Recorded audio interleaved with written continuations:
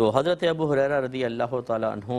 صدقہ فطر کے مال کی حفاظت پر مامور تھے، تو شیطان جو ہے وہ انسانی شکل میں آیا اور آپ نے پکڑ لیا، تو اس نے عذر بیان کیا مجھے چھوڑ دیں، چوری کر رہا تھا، اس نے عذر بیان کیا تو آپ نے اس کو چھوڑ دیا۔ اب جو صبح نبی کریم صلی اللہ علیہ وسلم کے پاس گئے ہیں تو سرکار نے دیکھتے ہی فرمایا کہ ابو ہریرہ آپ کے رات کے قیدی کا کیا بنا؟ اس کا مطلب اب ذرا غور کیجئے نا، یہاں رات میں حفاظت چل رہی ہے، وہاں سرکار کیا کر رہے ہیں؟ یقیناً یا تو آپ سو رہے ہوں گے اور یا پھر آپ نماز پڑھ رہے ہوں گے۔ یہی آپ کے رات کا روٹین تھا کہ میرے آقا رات کے کچھ حصہ سوتے، کچھ حصہ نماز پڑھتے، پھر کچھ حصہ سو جاتے تھے، پھر فجر کے لیے روانہ ہو جاتے تھے۔ اور سو رہے ہوں یا نماز پڑھ رہے ہوں، اللہ تعالیٰ کی طرف آپ کی توجہ انتہائی کامل ہوا کرتی تھی، اور عجائبات کائنات آپ کے سامنے منکشف ہوتے تھے۔ یہ تو ہماری نگاہ تو یہ اٹھاتے ہیں نا تو چھت سامنے ہوتی ہے یا کھلے آسمان کے اوپر ہیں تو بس نیلے نیلا آسمان نظر آ رہا ہے، لیکن جو اللہ کے نیک بندے ہیں اور خصوصاً میرے آقا صلی اللہ علیہ وسلم، انہیں تو ایسے سے عجائبات دکھائے جاتے تھے کہ جس کا ہم تصور بھی نہیں کرتے ہیں۔ وہ ہر وقت مشاہدہ عجائبات میں رہا کرتے تھے، اگرچہ یہ کوئی اس پہ کوئی شرعی میں آپ کہیں یہ قرآن سے ثابت کریں حدیث سے، ایسا نہیں، لیکن یہ دیگر بہت سارے دلائل کی روشنی میں ایسا ہوتا ہے کہ سرکار صلی اللہ علیہ وسلم چیزوں کے ذکر کو سماعت فرمایا کرتے تھے۔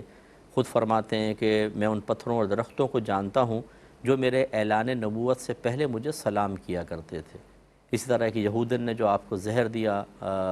بکری کے اندر، تو بکری خود بولی یا رسول اللہ مجھے مت کھائیے، مجھ میں زہر ملایا گیا ہے۔ اس طرح کے بے شمار چیزیں ہیں کہ جو روحانیت سے تعلق رکھتے ہیں، جو تھوڑا سا بھی انہوں نے اگر اولیاء کرام کی اور دیگر اللہ تعالیٰ کے نفوس قدسیہ مقرب بندوں کی حیات طیبہ کو پڑھا ہو، انہوں نے جو اپنے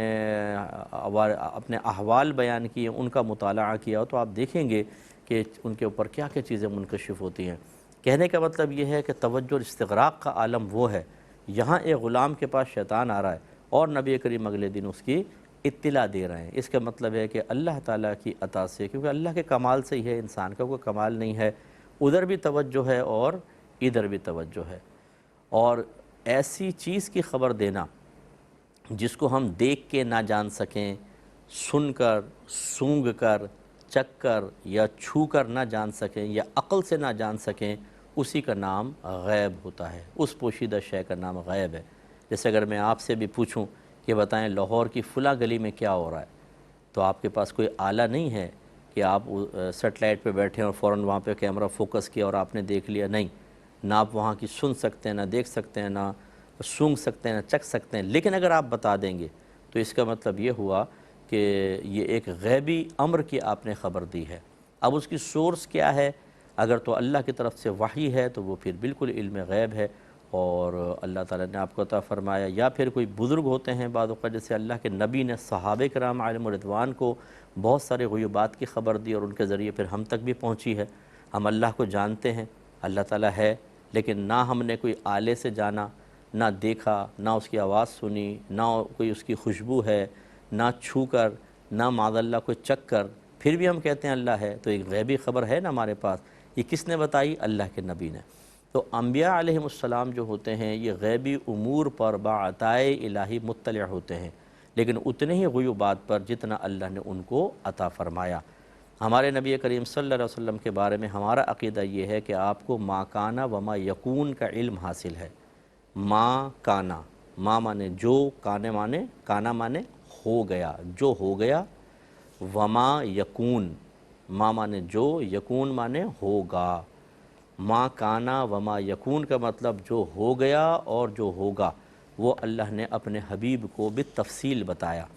جیسے صحیح حدیث میں ہے کہ سرکار ممبر پہ جلوہ افروز ہوئے فجر کی نماز کے بعد